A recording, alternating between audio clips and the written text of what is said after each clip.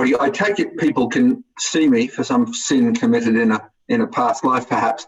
And I think it's time to start. We're a few minutes late starting. That's because there's been a very steep learning curve going on behind the scenes, learning to use the webinar technology. And very grateful to Meg Bernstein and Richard Plant as well for helping me with that.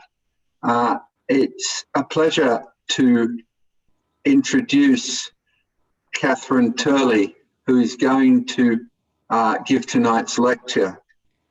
Catherine read English literature at Oxford for her undergraduate degree, and she recently completed an MA at Birkbeck in medieval literature and culture, for which she was awarded the prize for the best dissertation and for the best overall performance on the program. Her dissertation was on William Way, his pilgrimage to Jerusalem, or pilgrimages, and this extraordinary Jerusalem chapel at Eddington in Wiltshire. So a 15th century pilgrimage and relics topic.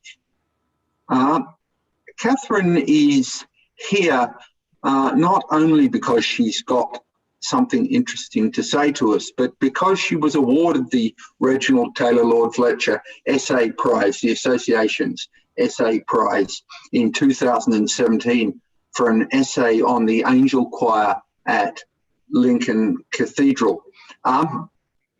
This was the first thing she had ever written, she tells me, on medieval art or architecture. So she's asked that be taken into consideration, but I'm not sure that's necessary because it's a wonderful essay.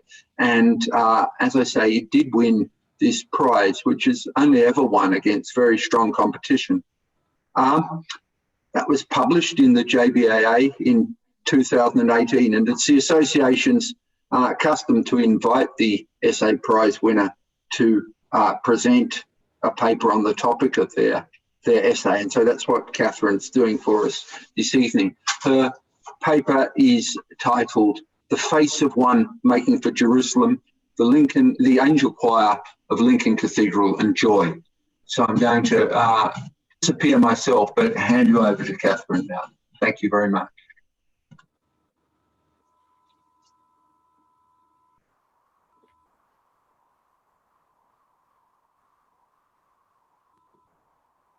Okay, is that, I'm on that, maybe?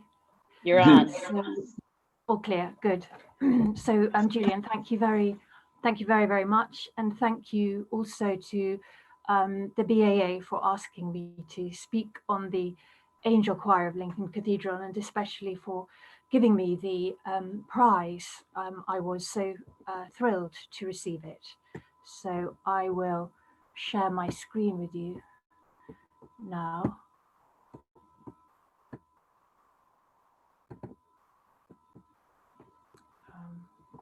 Sorry. Yeah.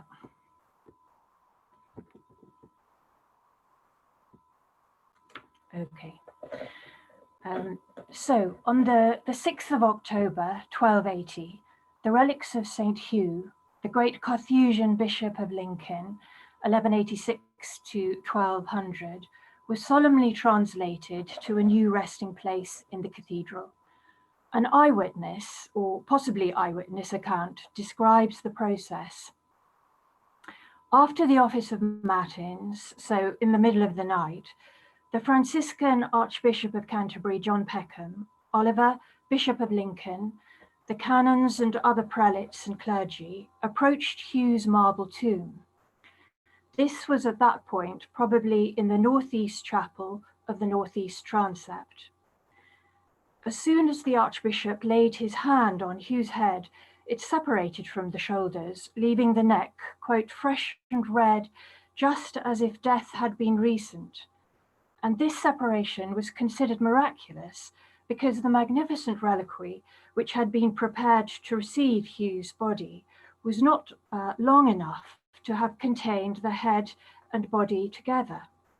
Bands of fair linen were passed in 3 different places beneath Hugh's almost intact quasi-integrum, the manuscript reads, And in this body, and in this way, it was reverently lifted out and placed in an elaborately wrought receptacle and borne into the vestry as the clergy sang hymns and canticles. Here it was washed and dried and left till the morning. Pure oil was found flowing over Hugh's jaw in the morning. Some were sent to the Grand Chartreuse, where Hugh had been as a young monk. A solemn procession was formed and made its way through the cathedral to the place where the shrine stood, richly adorned with gold, silver, and precious stones. In the presence of Edward I and Queen Eleanor, 11 bishops, many abbots, barons, knights, an immense throng of laity, the sacred remains were deposited in the shrine. The head was encased in a coffer of gold, silver, and precious stones, and placed close by near the altar of John the Baptist.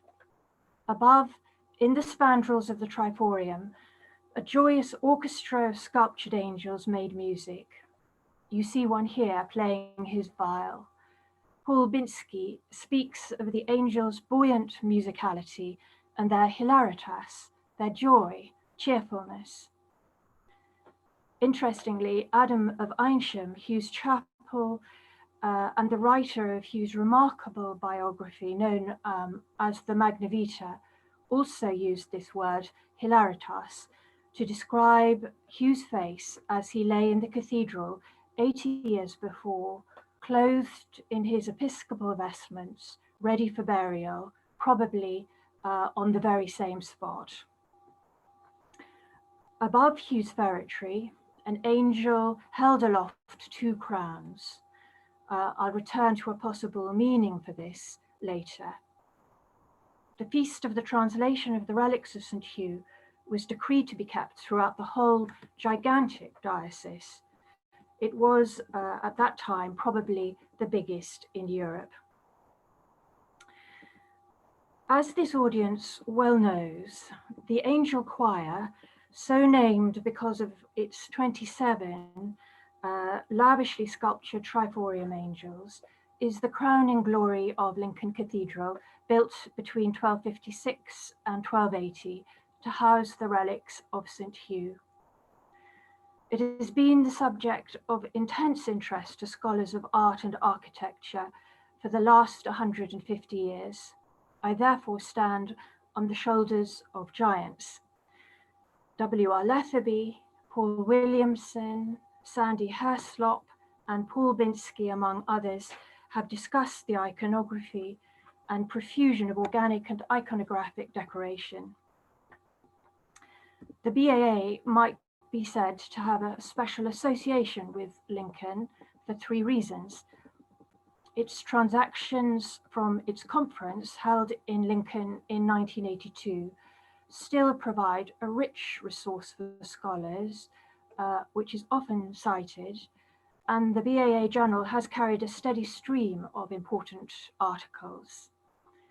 And finally, if the BAA ever felt in need of a heavenly patron, I wonder if it could do better than asking St. Hugh.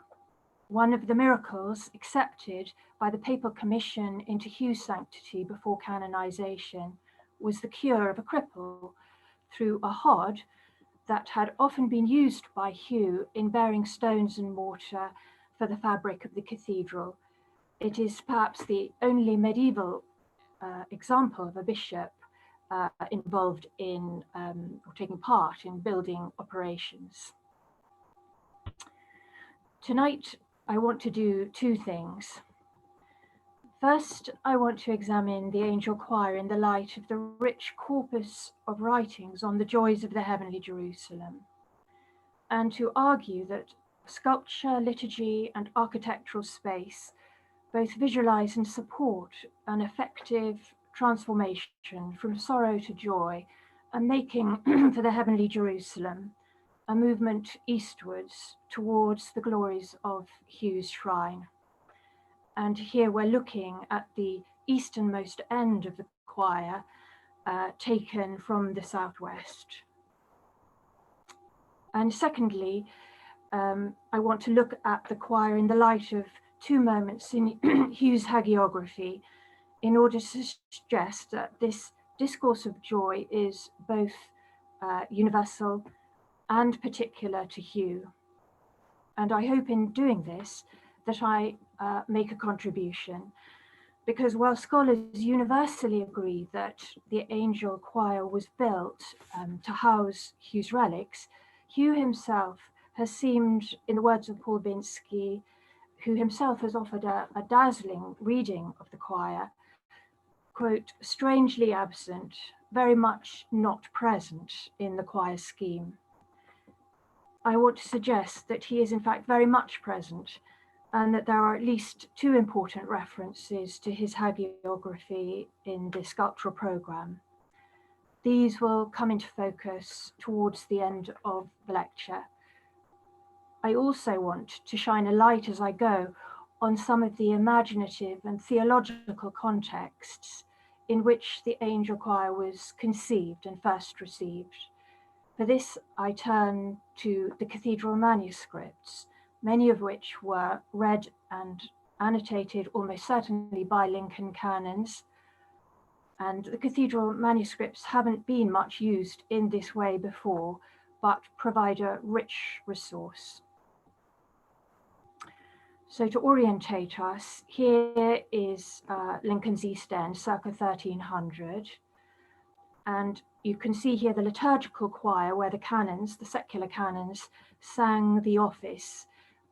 It's called St. Hugh's Choir, the liturgical choir, because it was built in Hugh's episcopacy, but not to be confused with the angel choir. Then you have the crossing and the 5-bay angel choir, with the sanctuary occupying the first 2 bays, the high altar in the same position now as it was then. The reredos, and then a 3-bay retro choir in which the shrine of St. Hugh lay slightly off centre to the north, almost certainly in the place where Hugh had in fact been originally buried in 1200, and his head shrine close at B in front of the altar dedicated to John the Baptist, to whom Hugh had a particular devotion, as did all Carthusians. And C, a tomb of Christ, the only tomb of Christ known to have been built in an English cathedral at C, and I'll mention that sort of rather quickly during towards the end. And the dotted line shows Edmund Venable's excavations of 1886, which reveal the unusual polygonal east end resembling a corona that was built under St. Hugh and knocked down some 60 years later in order to give way to the angel choir, which, as you can see, is much more spacious than the original east end, a bay and a half longer, with the east end squared off. So what were the joys of the heavenly Jerusalem, which the angel choir was intended to recall? I pick out 4 joys for our present purposes: the joy of a happy and harmonious society, the joy of music, the joys of the glorified body, and the joy of eternal fruitfulness, or the ever flourishing, ever verdant garden that was also a city, the heavenly Jerusalem. Of the vast corpus of literature praising the joys of the heavenly Jerusalem, much is found distilled in sequences and hymnody. The Urbs Beata, for example, was probably sung at the dedication ceremony of the angel choir. But outside the liturgy, John of Fecon's Confessio Theologica, before 1018, provides an apt source. Partly because Hugh's episcopal predecessor, Remigius, was in fact a monk of Fecon, and Hugh went to the monastery of Fecon, suggesting an easy sort of dialogue between the two. Enormously influential, the Confessio was translated into a number of 13th and 14th century versions, including English, from which derived several English ballads on the heavenly Jerusalem. You see here an extract, and in it is the notion of making Jerusalem. And I chose this extract partly because the description of the architecture seems so appropriate to a shrine church in all its sort of decorativeness. So the joy is social, not private. It is shared with choirs of angels and saints. Together they form, quote, a happy company of merry citizens. You see this merry company in the aureole of angels, saints, kings and queens who sweep round the tympanum of Lincoln's south portal, through which the pilgrims entered to visit the shrine of St. Hugh. The portal, asserted Duranda, signifies Christ, through whom the entrance to the heavenly Jerusalem is opened. And here you see him opening his tunic to reveal his glorified side wound, which was also glossed as a portal by St. Gregory the Great and St. Bonaventure, among others.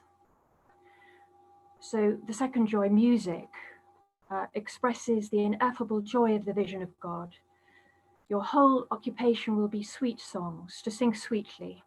Heaven, said St. Bernard of Clairvaux, will be an eternal listening.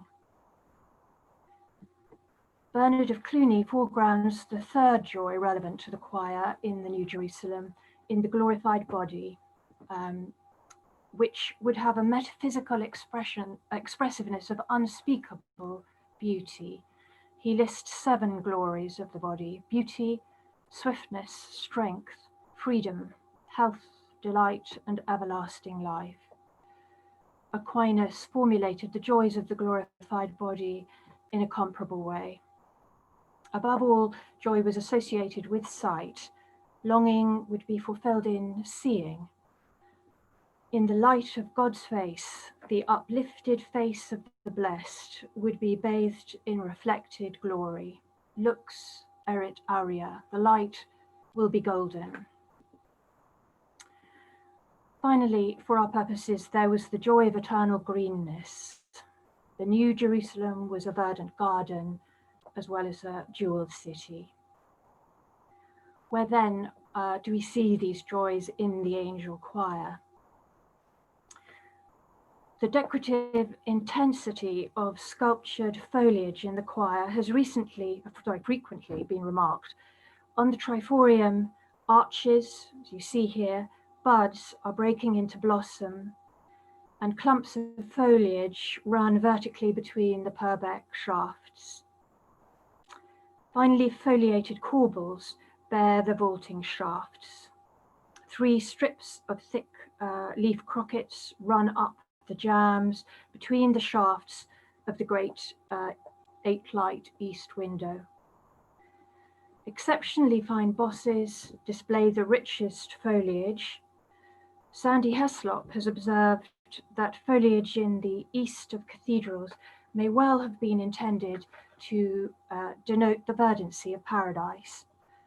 With a new freedom, trefoil foliage trails over the bosses and vaulting ribs, as you see to your right. Hawthorn and oak appear, sometimes with galls, one with an acorn, top left, which has come out of its cup. In leafy bowers, various figures are displayed. A queen, perhaps Bathsheba, and a servant play with 2 dogs. The Virgin, newly crowned, is blessed by Christ, and from the sleeping breast of Jesse springs a leafy arbor that encloses King David tuning his harp, as you see on your right. In a key reading of the bosses in the South Aisle, Heslop suggested that the pilgrim, entering by the south portal, was invited by the subjects of the bosses to turn towards the rest and flourishing of paradise, and warned against turning westwards to the combat and seduction of temporal existence. The decorative intensity of the angel choir captures well the medieval image of natura ridens, nature laughing, at being granted again a prelapsarian innocence unflecked by corruption. Such a return to paradise was suggested by the vision of the New Jerusalem in Revelations 22, where the tree of life is described, fed by the crystal river flowing from the throne and the Lamb. It bears healing leaves and fruit. The passage drew abundant commentary that had an impact both on vernacular poetry and iconography. The greenness of the New Jerusalem's jasper recalled the green fields of paradise, wrote one commentator. The result, a double vision of both jeweled city and verdant garden, a coruscating play of nature and art, rather like that perhaps that Heslop detected in the lush organic language of St. Hugh's choir. The garden of the New Jerusalem melded with the hortus conclusus of canticles, which was variously read as Mary, the church, the soul, the cloister, and of course the garden of the heavenly Jerusalem. Can the vegetal riot of the angel choir be read in this densely exegetical way? It is probably misjudged to see a single causative idea behind these forms. Fashion, workshop skills, and ambitious imitation, together with Lincoln's own tradition of creative experimentalism, doubtless provided pragmatic reasons for the vigorous organic language of the angel choir. But the readings I've just outlined here were vivid commonplaces. And if one needed any evidence for the canon's ease for reading the material form of their cathedral in this kind of exegetical way, one only has to look at a remarkable poem, The Metrical Life of St. Hugh, probably written for his canonization in 1220 by, scholars seem to think now, Henry of Avranches, which presents the cathedral architecture of St. Hugh's Church, not obviously the angel choir, but of St. Hugh's Church there in rhapsodic allegory. The Purbeck pillars, for example, dance as if in the New Jerusalem. Further evidence supporting such a reading is to be found, I think, in the sculptural program of the main vessel, and we'll look at that, a tiny bit of it anyway, just now. So my thought is to look at the first bay, both north and south,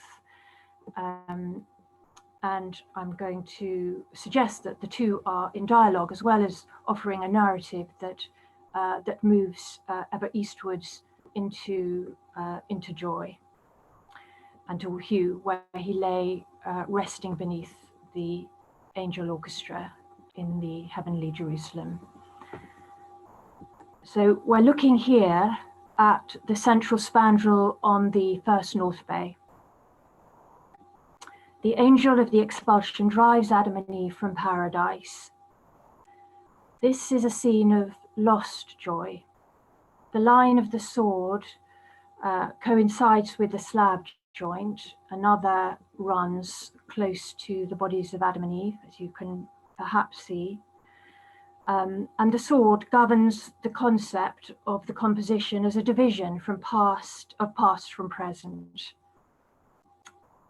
Wounded by shame, Adam and Eve are tiny, abashed figures, backward leaning, their reluctance to move, already a form of nostalgia. Their feet are set on stony ground.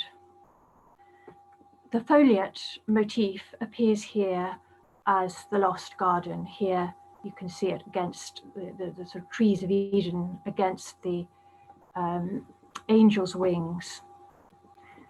I want to tease out a bit the Augustinian understanding of the fall and sin in order to bring this sculpture into focus.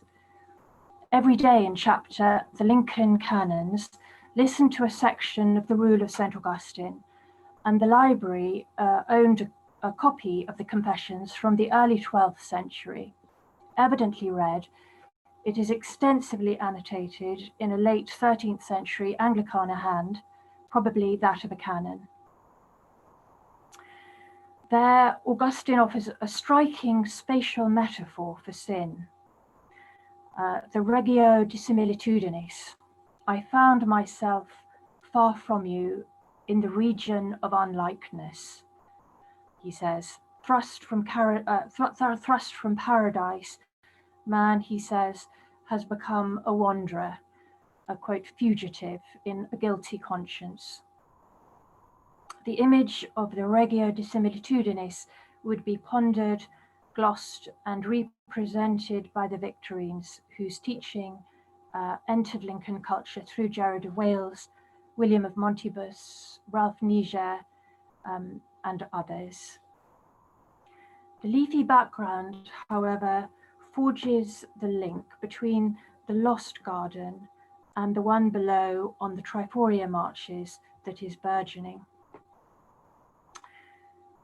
And opposite, the smiling Virgin lactans, this is opposite in the South Bay, the smiling Virgin lactans announces the time of grace. She is the second Eve, the hortus conclusus, from whom St. Bernard said, comes the, quote, trickle of grace that irrigates and exhilarates.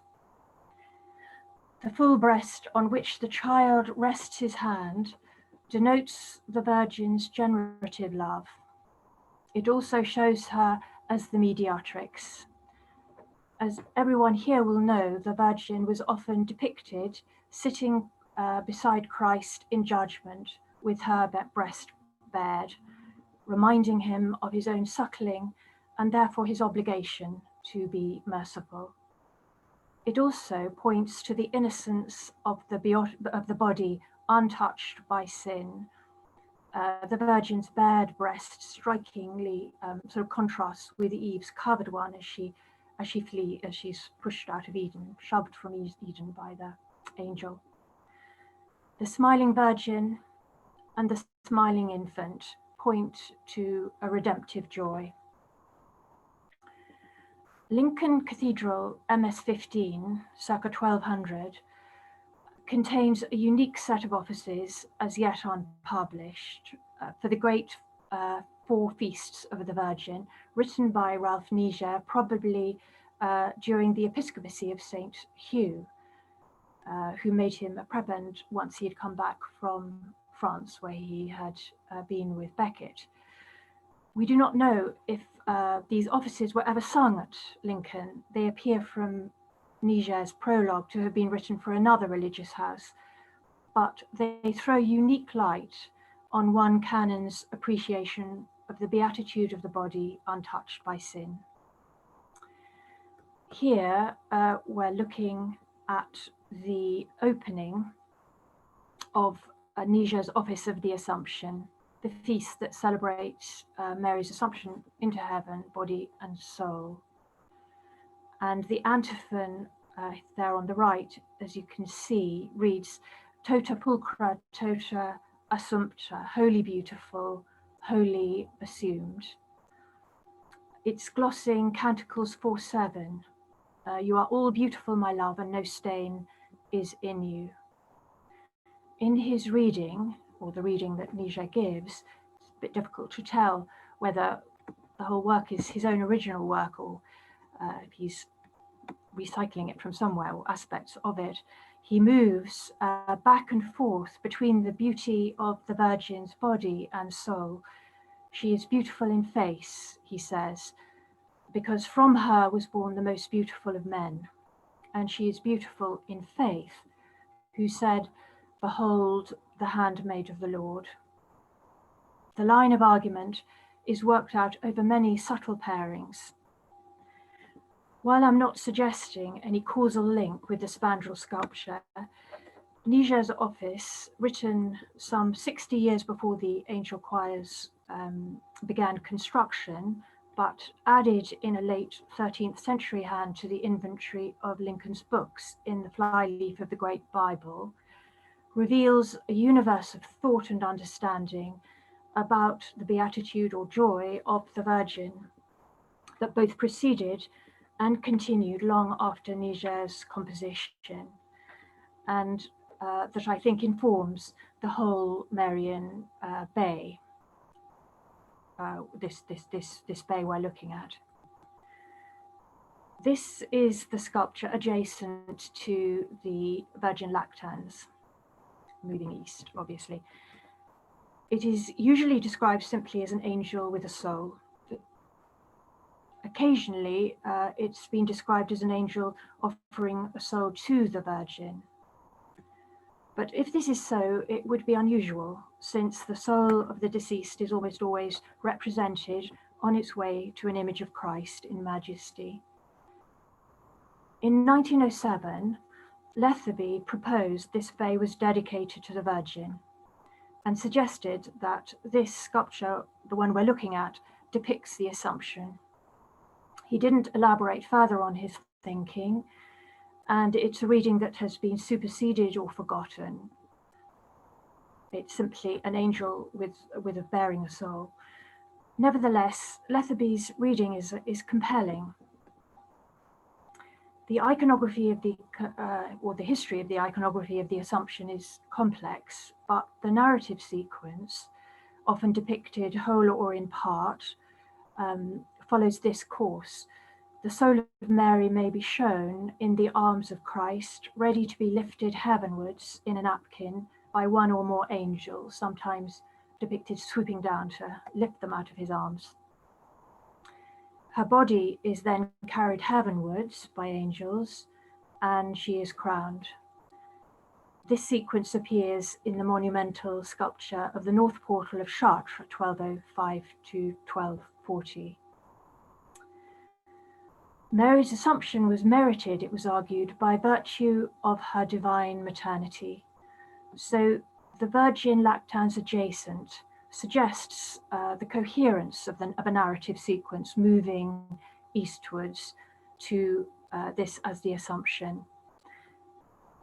A line of meaning also runs north-south to strengthen this argument, I think, because opposite, as we've seen, Adam and Eve are driven from paradise with the shock of mortality newly expressed in their bodies.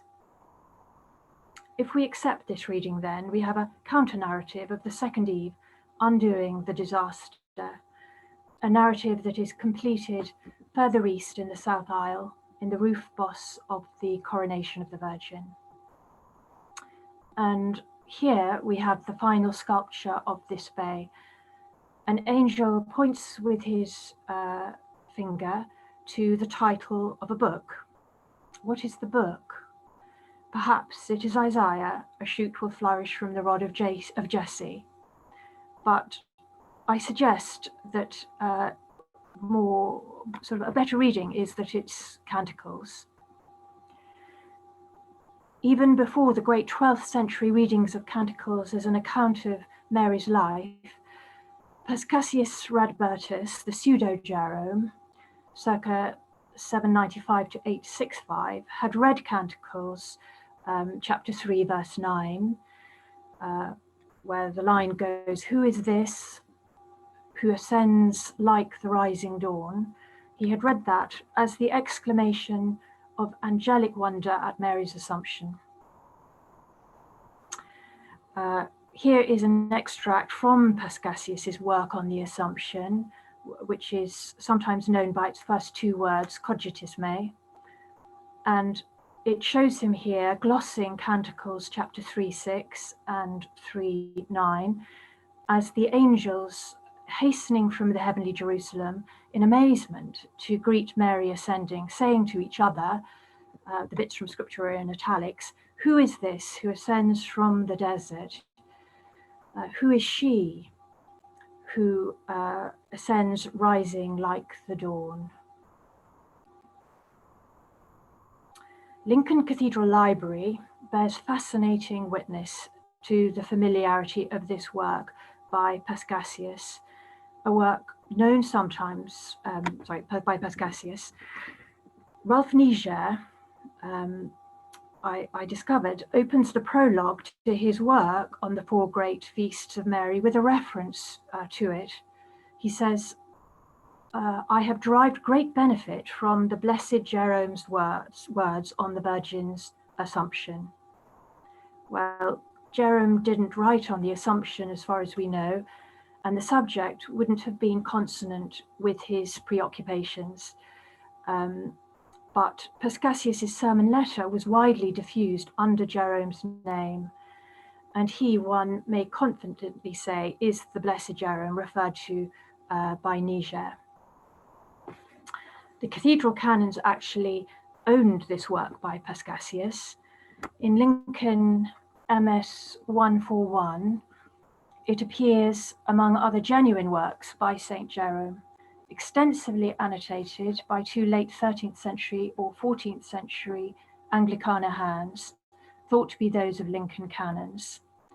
And you're looking on the right at the section of the work which was just shown in translation in the previous slide. The manicule here on the left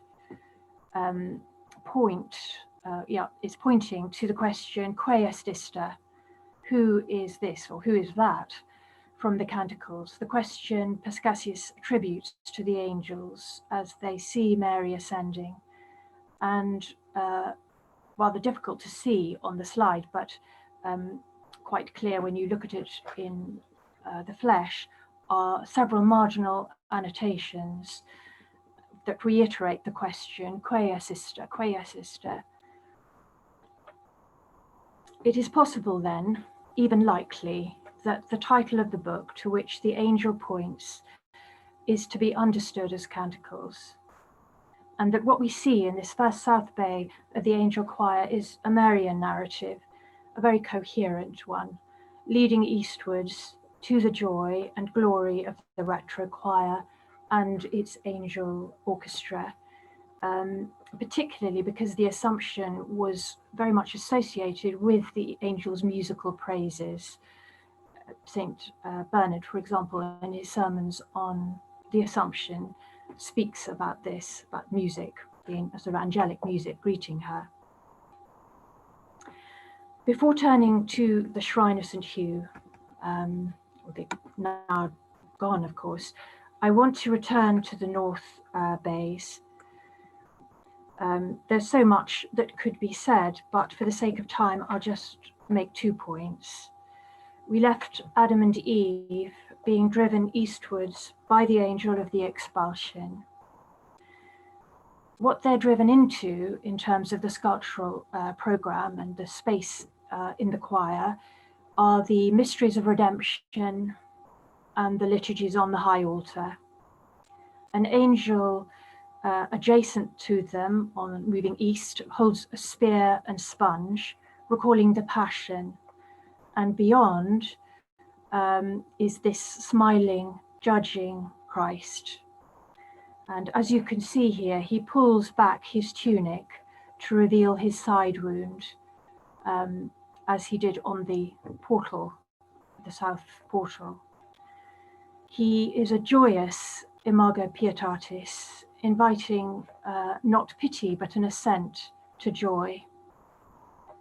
The penitential imagery of wounds and the instruments of the Passion, normally the subject of pity, have been transformed into Paschal joy.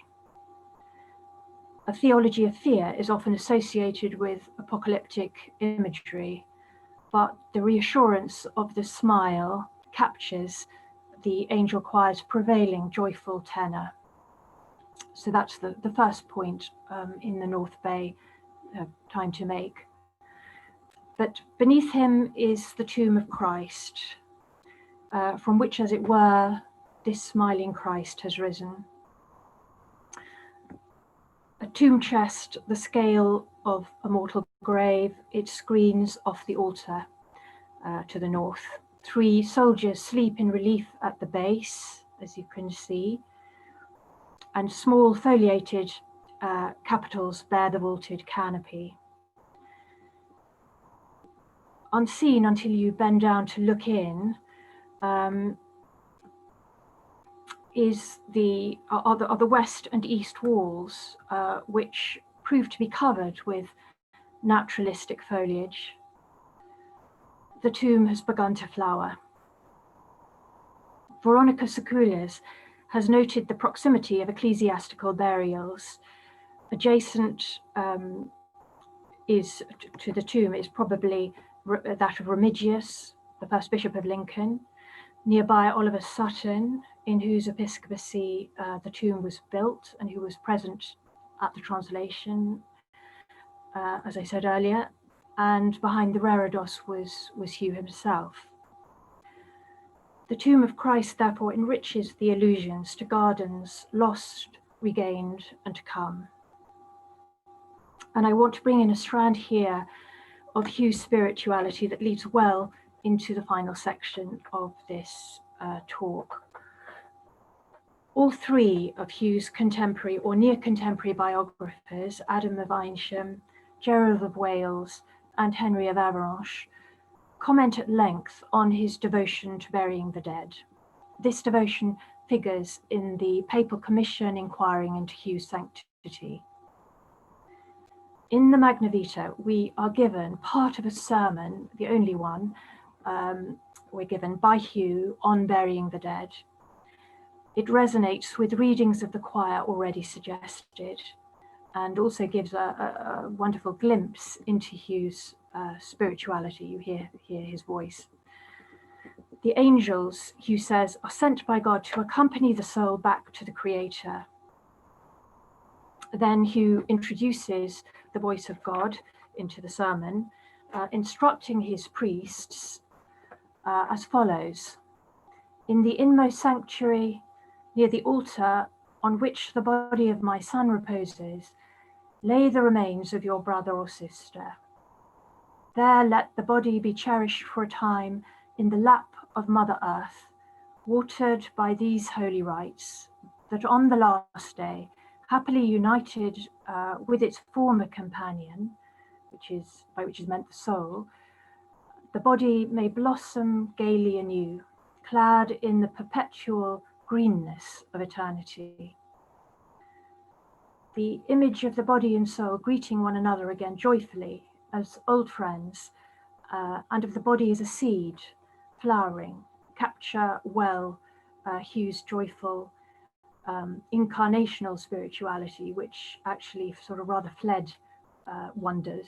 He wasn't keen at all on marvels, as recorded in the Magna Vita. And it brings us to his shrine. Of course, nothing remains of the main ferretry. Henry VIII asked for the jewels to be taken to his jeweler in the Tower, and there are a list of those, including a great amethyst. But above the shrine and remaining is this angel with 2 crowns, surely proclaiming Hugh's victory. But what is their meaning? Why are there 2? In Ralph Niger's Office of the Assumption, words suggesting twin or double glory recur. I noticed this just as my article for the BAA journal was in proof and managed to slip it in sort of half a sentence. This double blessing is of body and soul, the Virgin's unique privilege granted on account of her divine maternity, not to suffer the corruption of the body in the grave. Here you see a detail of one of Niger's references to this double glory. The arrow points to it. It speaks of the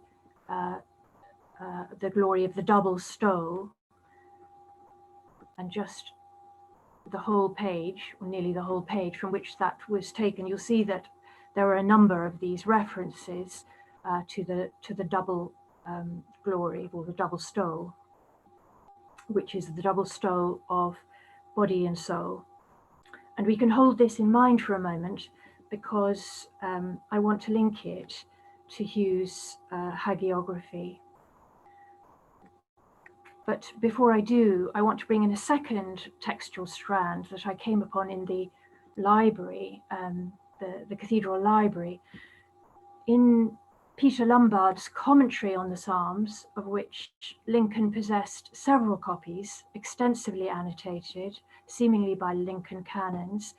He speaks of the double glorification of the blessed, that of the spirit and of the body, in Noctava Resurrectionis, on the 8th day of resurrection, on the last day, in other words, when there will be the resurrection of the body. Peter Lombard's commentary was one of the sources that Hugh's chaplain, Adam of Eynsham, drew on to provide explanations for certain incidents in Hugh's life.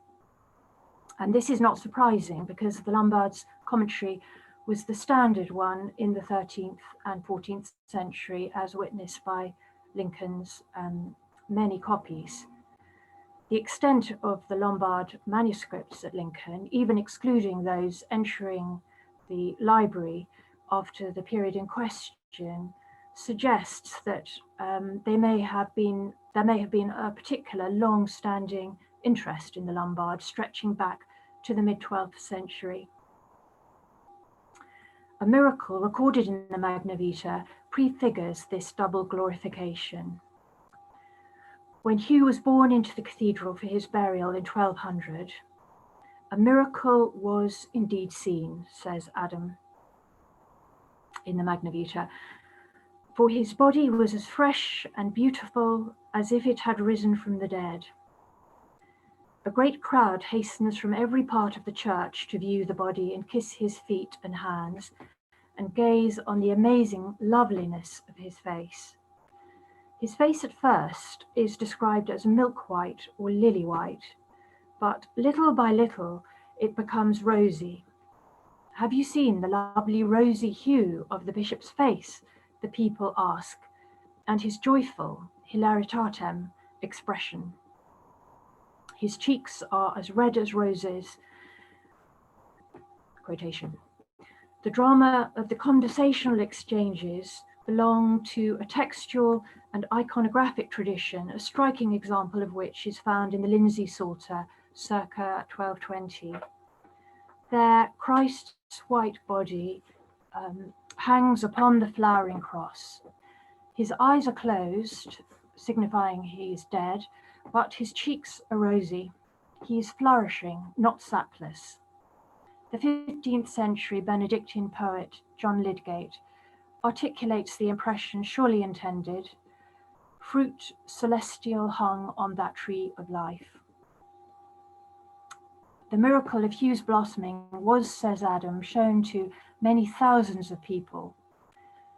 The recollection of the miracle and its recapitulation in the cult centered on Hugh's shrine may be being recalled by the two crowns held above Hugh's ferretry, signaling the double glorification of spirit and body already perceived by many thousands. A panel of stained glass, circa 1220, is preserved in the North Rose window, depicting Hugh being carried into the cathedral at his funeral, lying on a bier represented by a block of brilliant green, recalling his blossoming. And you can see him here being carried by 3 kings and 3 bishops, or perhaps archbishops. So to conclude, I return to the choir's Joyous Angel Orchestra. Here is the image with which we began. The angel with the viol, buoyant, his feet on a cloud, smiling as he plucks his strings.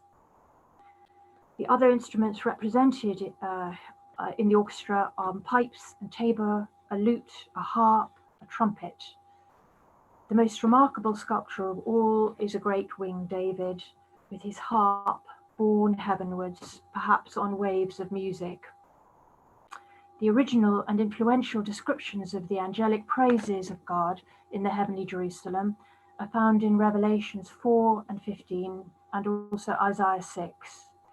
But musical instruments also feature prominently in the Psalms, particularly the Laudate Psalms, which were sung every day by the canons further west in St. Hugh's choir at Lord's. Paul Binsky has suggested that the angel orchestra is a visual instantiation of the Laudate Psalms. He offers a dazzling reading of Lincoln's East End, an imaginative tour de force, which is nevertheless independent of Hugh. The great wing David looks to the Rayonant window, perhaps the largest in Europe at the time. As Lauds was sung and the eastern bays filled with light on a summer morning, we would see or observe the moment for which the choir was conceived.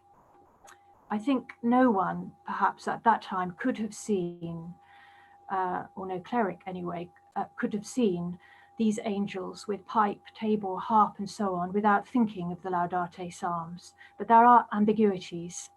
Of the musical instruments mentioned in Psalm 150, where we find the call to musical praise that most obviously suggests the angel orchestra, not all are depicted. In particular, Psalm 150 ends with the magnificently onomatopoeic exhortation, Laudate eum in cymbalis benissonantibus, laudate eum in cymbalis jubilationis, omne quod spirat laudat Dominum. Praise him on clashing cymbals, praise in cymbals of jubilation, all that breathes, praise the Lord. But the climactic double reference to cymbals has no representation in the angel choir. Interestingly, an angel with cymbals appears in the soffit of the north transept of Westminster Cathedral alongside other musicians who do more closely correspond to those of Psalm 150, and with them, Letherby tells me, is an angel who appears to point to a portable quadrant sundial, seeming to indicate a morning hour. I suppose it has to be admitted that some people have read these not as symbols, but perhaps as sun and moon. But to me, they look like symbols, and the reading is coherent with the rest as described. In my article in the BAA Journal, I suggested that there was an alternative or additional reading to seeing the musical angels as an instantiation of the Laudate Psalms. I think I now want to emphasize the adjective additional, because it seems to me that several lines of meaning run concurrently, enriching one another. I suggest additionally then that a particular moment in Hugh's hagiography is being referenced by the angel orchestra. The Magna Vita recounts how, after Hugh's death, one of his attendants thought that he was in a huge church where a congregation had assembled to meet the bishop. Suddenly, Hugh appears among them, and a canticle of such great beauty sounds that everyone agrees that no melody so sweet or delightful has ever been heard on earth. The voices of the singers are alike, but sing exquisitely in parts. Through the crowds, the bishop is then seen at some distance, lying on a bed covered with costly silken cloaks, which seem to be placed in the middle of the church, his head resting on a cushion. What follows is comic in a way, because the bishop, not liking the crowd surging around wanting to speak him and touch him, stretches out on his bier as if to go to sleep. But he tells his attendant, quote, "From the time when you say I left you, I have never ceased to hear these melodies." And the attendant knows then that Hugh is in bliss because he could hear, quote, "these joyous songs." It is not difficult to see the angel orchestra of the angel choir as a visual instantiation of this sound world of the New Jerusalem overheard by Hugh's attendant, or to imagine the canons deliberating over the shrine sculptural program and finding inspiration in this episode. The links with Hugh lying in his jeweled ferretry in the angel choir are too obvious to spell out.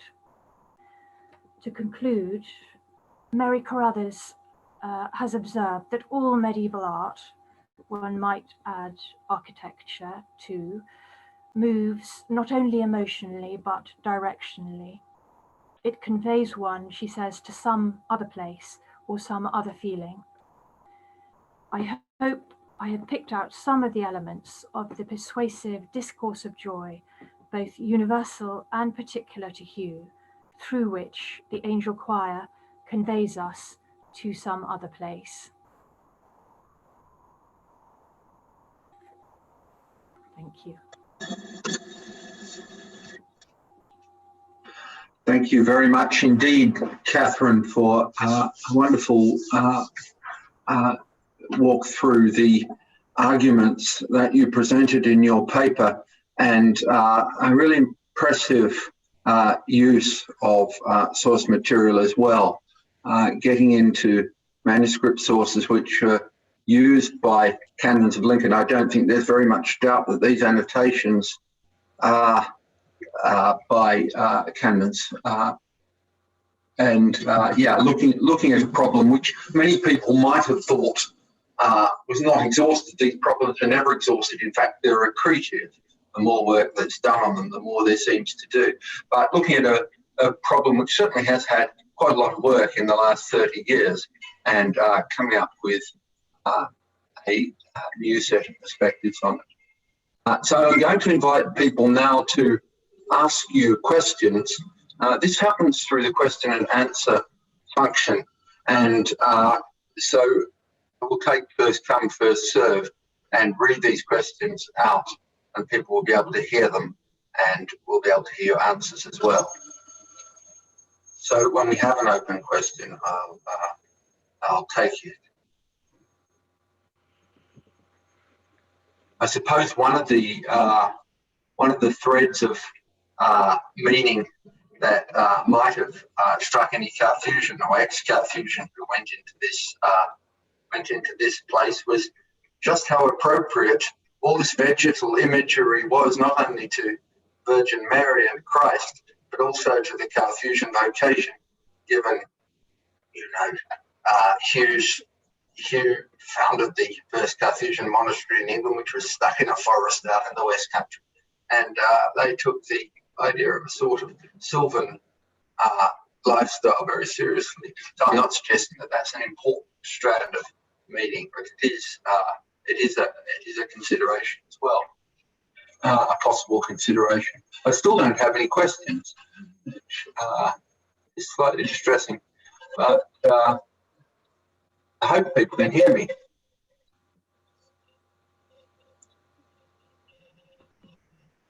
Okay, here we go. Thank you for that fantastic talk, Nicola Lowe says. Can you talk a bit more about the double crown and how you came upon the Peter the Lombard connection? Catherine. Yes. Well, I think that maybe there are two sort of strands to that. I think I was probably looking at and thinking about Porbinsky's reading of the Laudate Psalms, and that I was searching for commentaries on it. And it is perfectly true that an important strand of commentary on the Psalm 150 and those Laudate Psalms are praise of eternal life. So that would be one strand. But I suppose the other, what brought me to the library, my first visit, in fact, to an archive, was probably because rather a distinguished member of the BAA was teaching paleography in the Senate House, and I was lucky enough to be in the group. This is with Jenny Stratford, and she modelled. She'd be quite unaware that this was the consequence, but she modelled a thrill in catalogues, and it opened my eyes to the possibility that catalogues could be the most wonderful source of information. And so I took myself off to the British Library and looked at the catalogue of the library at Lincoln Cathedral and simply read all the way through it in an attempt to gain some understanding of what they might have been reading and what they might have been thinking. And there I found, for example, the Amnesia. There I saw that there were huge numbers of Peter Lombard works. And then, with hope in my heart and rather basic paleography skills, I went off to the library and saw what I could see. And I did begin to look actually through the margins of the Peter Lombard commentaries on the Psalms, hoping that by that praise, the double glorification, I might find St. Hugh or something. But I didn't look through them all, but I wasn't lucky on that one. Okay, thank you very much, Catherine. Thank you, Nicola, for your question. Michael asks Catherine, I wonder if you have looked at imagery just a little later than the angel choir. The use of crowns held by angels and music-making angels is a feature, for instance, of the iconography of the Opus Anglicanum Cope in Bologna. The reference to Revelation seems more pertinent there. Well, that's very interesting. I would love to look at it. I mean, obviously the crowns do appear, as you say, in Revelations. It's part of the apocalyptic imagery. I suppose I was wondering though about two, and thought that there must be some sort of significance. And my first thought, just actually on that, was I wondered if it could have represented both the active and the contemplative life, which Hugh obviously led as Carthusian, as you were saying, Julian, and he retained this great love of his Carthusian identity and went to Witham, to his monastery, every year for a month and lived as a simple monk. So that the active life as bishop and then as the contemplative life. And that may perhaps be another strand, because the gospel reading for the Feast of the Assumption in Niger's office, and I think actually it was just the standard one, is rather unexpected. It's the gospel of Mary and Martha, Mary sitting at the feet of Christ listening and Martha serving. So why should that be a gospel for the Feast of the Assumption? But Niger's reading on it says that it's again this play on doubleness, both of that she incorporated both the contemplative and the active life, and he links it to the double, body and soul and this gospel and so on. So I think that there are all sorts of strands, and as you say, that for sure, the crowns of Revelation would be perhaps very, very significant. Yes. Okay, thank you, Michael. Thank you, Catherine. Emily Gerry asks, after thanking you for such a fascinating, eloquent paper, I'm wondering what you might think about other contemporary angel systems in Gothic sculpture, namely those seen in the spandrels, the Triforium at Westminster, and the Dado Arcade of the Sainte-Chapelle. How might these decorative programs relate to what takes form in Lincoln? Could there be other thematic connections between these decorative programs? So, I mean, I think that the angels in Westminster are very often seen as sort of predecessors of, or precursors of, or models even, of the Lincoln angels, and that even it's possible that some of the Westminster craftsmen might have been involved on the work at Lincoln, because, as you say, they are there in the spandrels. And I did look at the angels at Sainte-Chapelle, where you do have actually holding the crowns in two hands. So there, I think that the explanation is more to do with the French monarchy.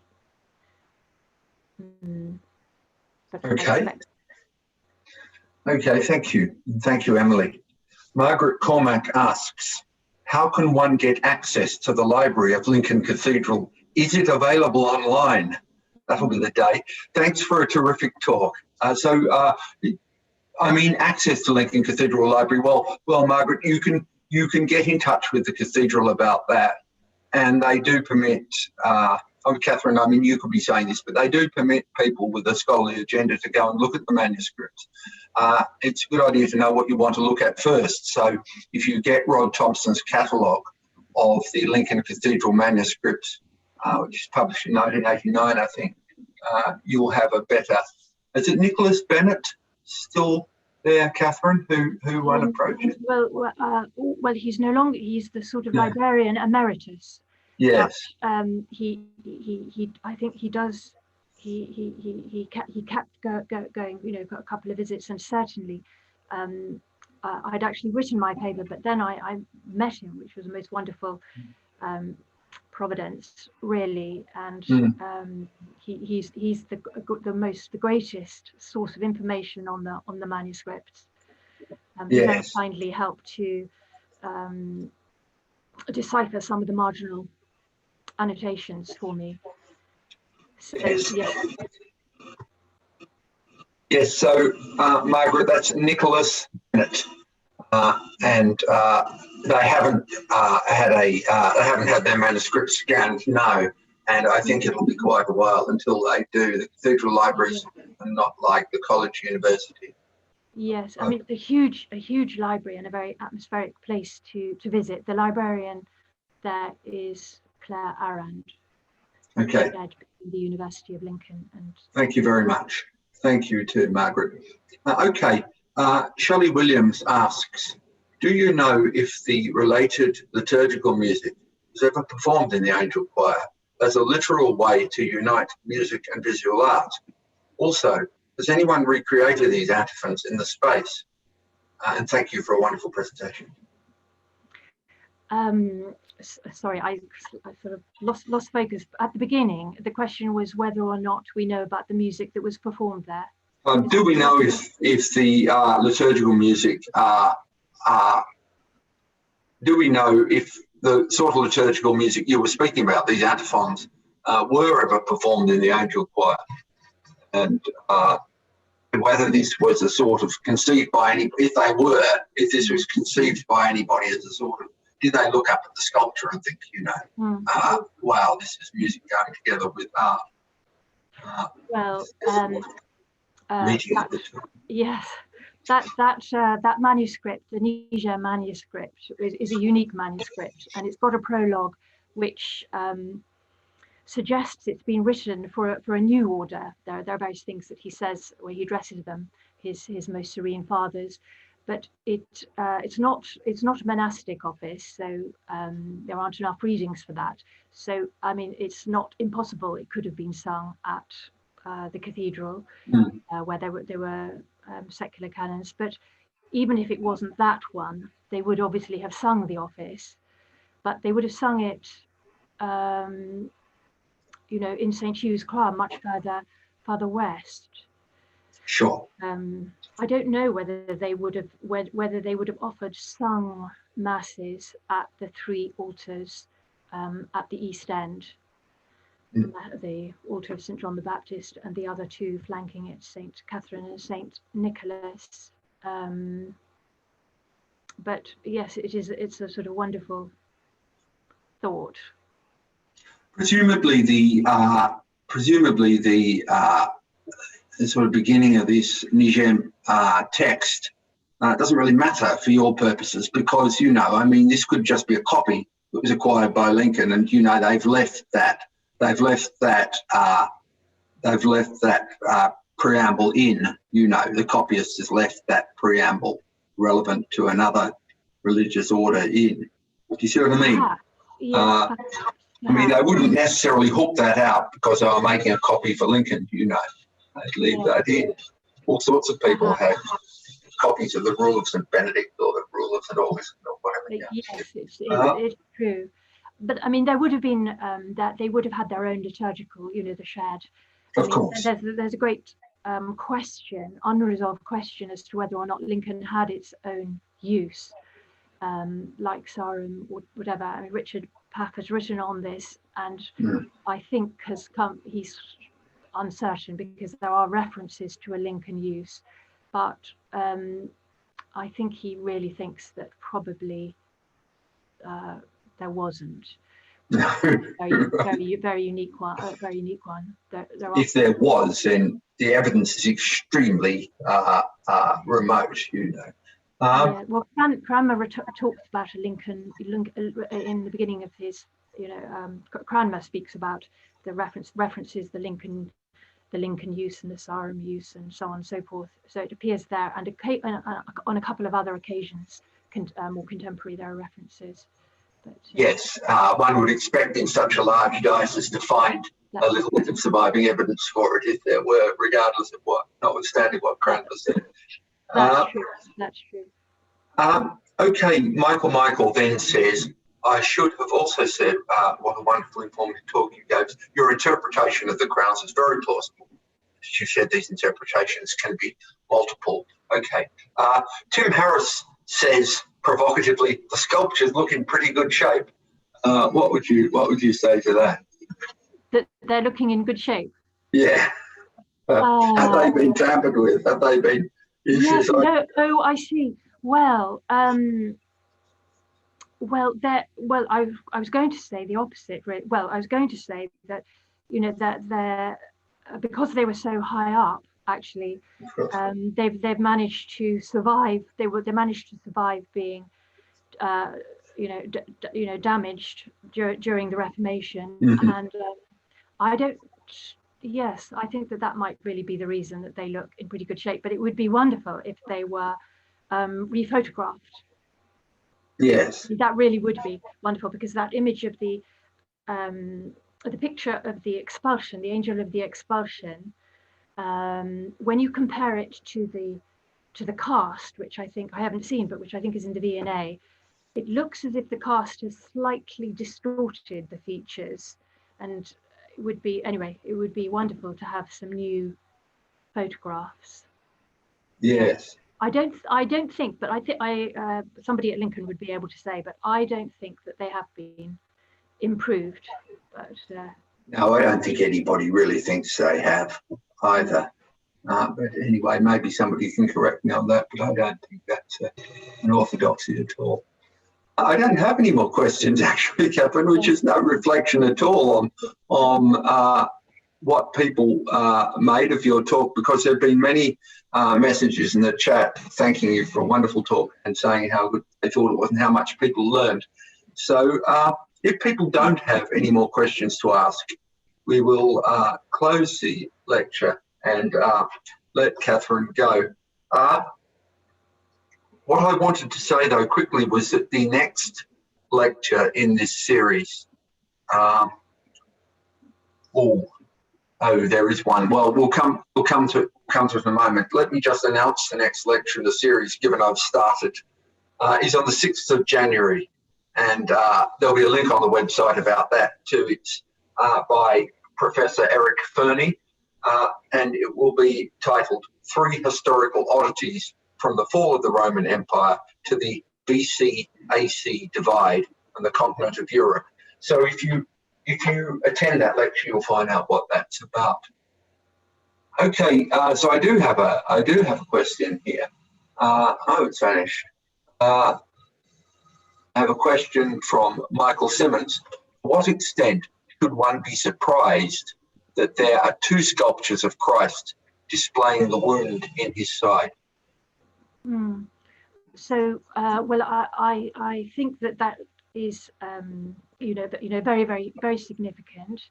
And what I think is that Paul Crosley's idea that the golden rule of the sort of persuasive, the kind of rhetoric of sculpture is that what's displayed on the outside is then amplified within, so that the portal, the tympanum sculpture of Christ showing his wound, then is repeated more in a way more fully inside, or the meaning of it is perhaps revealed.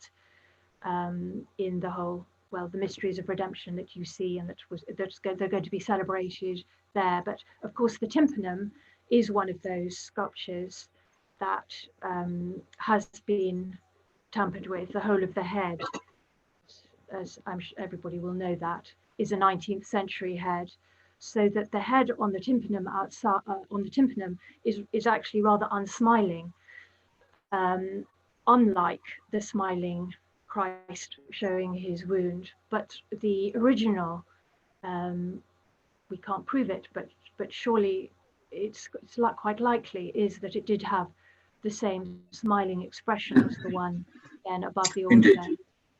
Indeed. Thank you. Actually, there are quite a lot of questions and comments in the chat. Martin, for example, helpfully says the catalogue listing all books and manuscripts held by Lincoln Cathedral is now online, and that the cathedral librarian is currently on furlough, that she'll be back at work soon.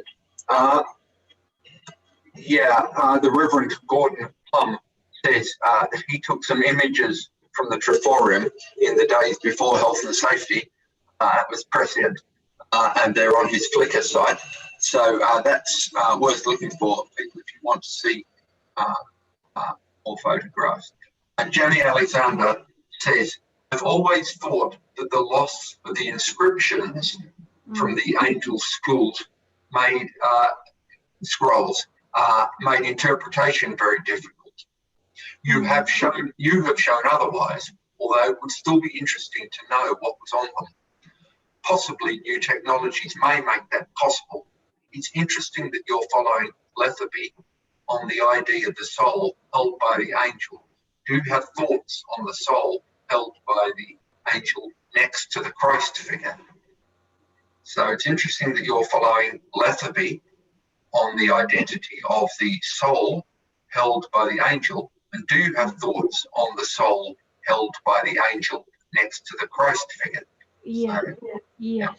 So I quite agree about the lettering. That's the two things. The lettering, because they aren't all angel musicians. A number of them are declaiming probably very interesting things in the angel choir. Particularly, would be interesting to know what the angel also near the ferretry, the main ferretry of St. Hugh, was saying, because that he's holding a scroll. Might really illuminate us very much. As for the angel being offered to the judging Christ by the altar, I imagine that is just a representative soul being brought to him for judgment. Because it's by the altar. This is just the mystery of redemption rather than anybody specific. I can't quite imagine that a soul being judged, because if it's the assumption on the other side, of course she's not being judged, but if it's a soul being judged, what soul could warrant being displayed there in the sanctuary right near the high altar? I think it's just a soul being presented to Christ, merciful for judgment. Yes, and of course there's a question about how the bosom of Abraham was shown. Pamela Shane Gott's written about this, and sometimes it's shown as a soul being conveyed to a figure that may be Godfather or maybe Christ. It can be ambiguous.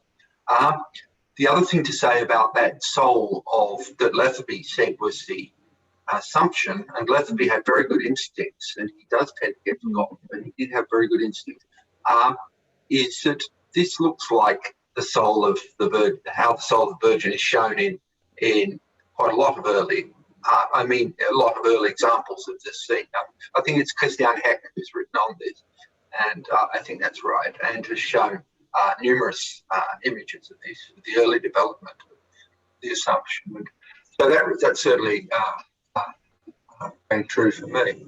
Tom Nixon, after thanking you, says, given the close connections you've drawn between the chapter library and the sculptures in the Angel Choir, do you have thoughts on who in the chapter might have been responsible for devising this scheme? So I suppose that's a question that's asked, that's challenging this idea that there is a connection between, there is this connection between the materials in the cathedral library and the sculptural scheme.